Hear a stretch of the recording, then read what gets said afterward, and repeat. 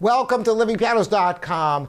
I'm Robert Estrin, talking about how playing a second instrument can enhance your piano playing.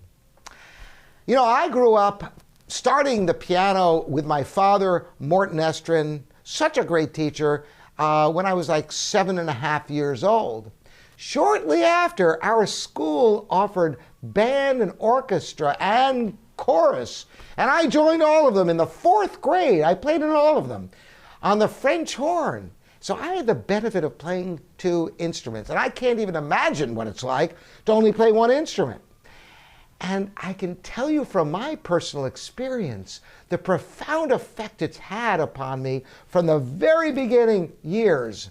Of course, the piano helped the French horn because I had a keen understanding of music theory and harmony and counterpoint and all the things that it's hard to imagine on a single line instrument.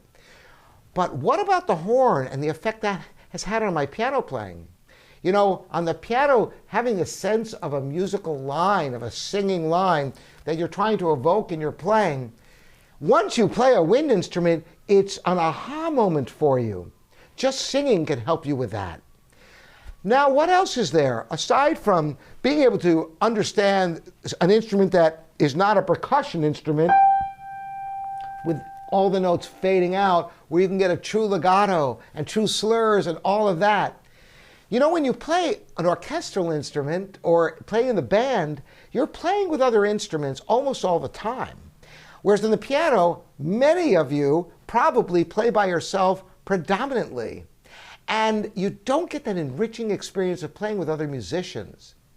Also, playing to a conductor, you learn how the pulse of the music can be communicated and how to follow other musicians, how to make a cohesive whole with other people, the camaraderie. The entire experience is enriching.